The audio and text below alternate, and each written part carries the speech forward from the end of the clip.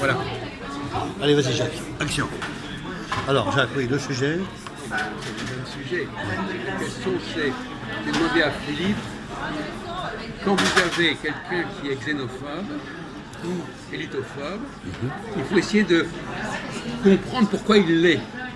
Oui, La meilleure attaque, le pourquoi tu comment. la meilleure attaque, c'est de psychanalyser l'adversaire. L'adversaire, bien sûr. Hein.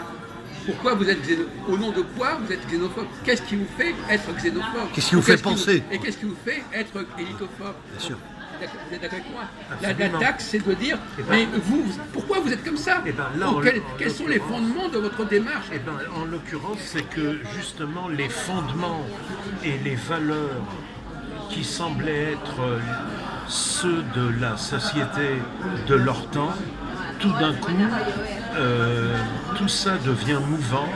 Ils ont l'impression de vivre une espèce de déclin, pas pour les classes possédantes, mais pour eux, le petit peuple, au niveau de l'emploi, au niveau des valeurs, le Là, mode de vie. Là, on tombe dans l'élitophobie, là. Oui, oui, oui. Mais alors, il y a le problématique de l'élitophobie et le problématique de la xénophobie. Oui, mais ils ont l'impression que c'est, quand c'est pas les juifs, là, c'est un certain nombre de maghrébins ou d'Africains, d'Afrique noire, sont venus, on les a fait venir, et tout d'un coup, ils prennent notre place. L'emploi, le pouvoir d'achat, le salaire, je veux dire déjà. Par moment, ils bossent et ils prennent notre travail pour moins cher. Et puis, ils font de la musique toute la nuit, dès qu'il fait un peu chaud, ou même pas. Donc, c'est le mode de vie, il y a des sables mouvants. Tout d'un coup, les repères qui étaient les nôtres, on les a plus. Et à partir de là, c'est un peu comme le début pas de la fin du monde, mais d'un réel déclin. Et l'assurance qu'ils avaient autrefois, malgré certaines incomplétudes, certaines inégalités, là, il n'y a plus du tout d'assurance. On ne sait plus vers quoi on va. Et ça crée ce refus de l'étranger. Oui. D'accord. Vous avez des choses à ajouter, vous, Christophe? C'est pas la peine, vous êtes combien? Ben écoute, moi je suis d'accord un peu avec Philippe, mais je suis pas complètement d'accord sur ce qu'il vient de dire complètement. On a utilisé les étrangers en France pour un mécanisme de travail à la française, mais effectivement ça a remplacé une partie de population française dans le secteur professionnel du travail français. C'est pour ça que le chômage augmente. Voilà. Pas forcément, Patrick. Le chômage il augmente sur deux cas de figure. Sur des problèmes de fondement, c'est-à-dire des gens qui ne veulent pas. Prenez correctement. Oui, pardon. Des fondements, c'est-à-dire sur l'emploi directement. Tu ne connais pas un métier, on t'apprend, on va te formater. Voilà. Ça, c'est la première chose dans l'instruction d'une entreprise. Maintenant, de deux, effectivement, tu as des gens qui ne veulent pas travailler du tout, qui veulent être hors système. Ça existe aussi. Mais il n'y a pas que l'emploi, il y a le mode de vie. Oui, le mode de vie, Même à bien sûr. certains niveaux, je l'ai vécu avec certains voisins. Ils perdaient leurs repères, ils vivaient très mal certains apparents détails. Le linge aux fenêtres, on n'a jamais vu ça. Ils le faisaient au Maroc ou au Cameroun. Ah oui, c'est Mais vrai. ils le font.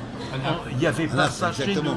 Oui, il n'y avait pas ça chez Exactement, nous. Jacques. Et là, qu'est-ce qu'ils font au niveau de la mairie? Et là, il y a comme une dépossession, un manque d'assurance. Déjà, on travaille pour moins cher. Le gosse, ils vont lui voler indirectement le travail. Et en dehors de ça, il y a de la musique toute la nuit et il y a du linge. On va pas Oui, trop voilà. traîner là-dessus. Ouais, c'est ça. Non, parce que là, C'est des formations ménagères. bon, on a compris. Dans nos discussions, quand on a un argument, on le donne et après on ne développe pas pendant un quart d'heure l'argument. Autrement, c'est une façon de cacher le manque de réflexion conceptuelle par l'anecdotique. Non, c'est On a compris. C'est le phénomène, On a c'est compris. Non, mais il pas faut- abstraitement Oui. c'est donner des illustrations. Mais on les connaît. De toute façon. Ouais. On les connaît. On n'a qu'à dire, oui, bon, il y a... Ouais. à peine. Et je réponds en partie à ta question. Oui, bien sûr, bien sûr. Enfin, répondre, ça ne veut pas dire que ce soit la bonne réponse, mais c'est une réponse. Alors, il y a un autre. Bon, alors, il y a deux points aveugles dans le débat. C'est les femmes et les machines.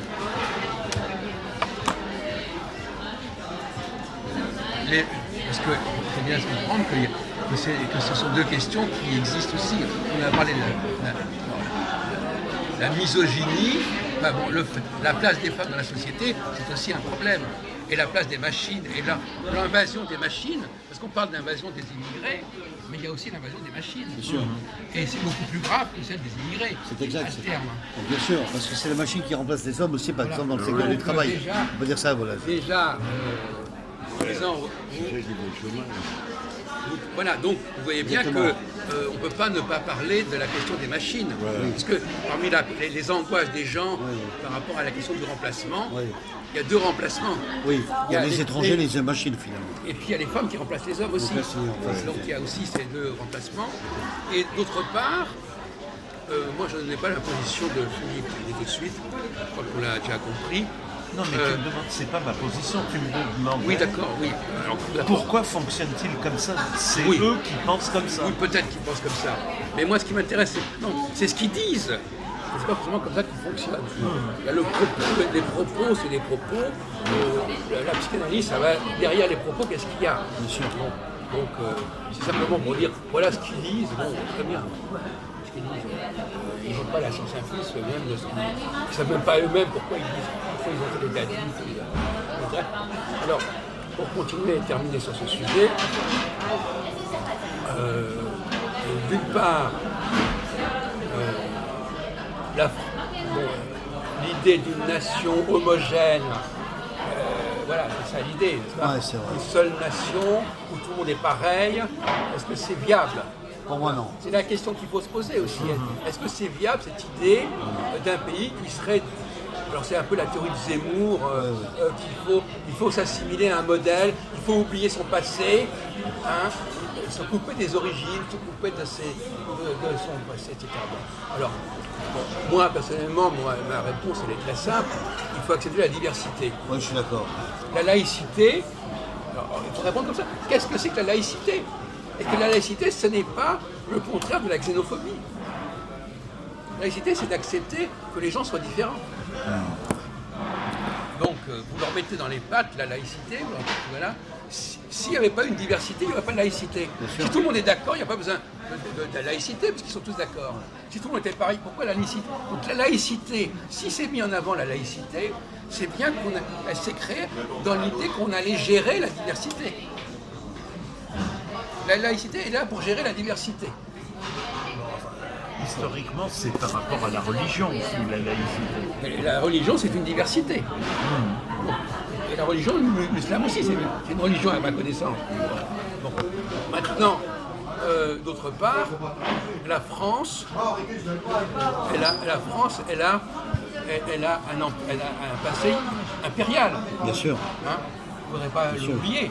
Donc c'est elle, la France elle-même, qui a voulu s'ouvrir. Une histoire énorme, bien sûr. Donc c'est ça qu'il faut répondre. Bien sûr.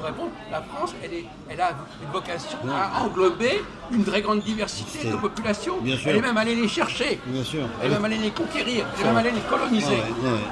Donc là, la colonisation, c'est un élément essentiel. Donc si vous ne parlez pas de colonisation, vous ne pourrez pas... vous dites, vous êtes xénophobe et vous niez le passé colonial de la France. Par exemple. Vous niez le passé impérial de la France.